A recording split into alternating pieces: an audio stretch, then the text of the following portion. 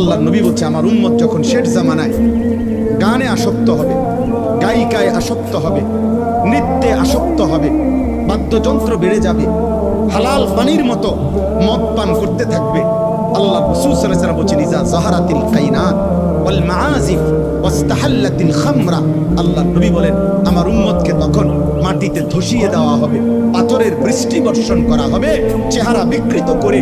কোনদিন রাত গভীরে এই নাফরমান এমন হতে পারে, আল্লাহ মাফ করে দেন, কোনদিন রাত গভীরে শুইবার পরে ঘুম থেকে, গানের আসর থেকে, বাদ্যের আসরে, মদের আসরে, জুয়ার আসরে, প্রিয় ভাই আমার আল্লাহর কসম মুহাম্মদ আরবি 1450 বছরে মিথ্যা বলে নাই।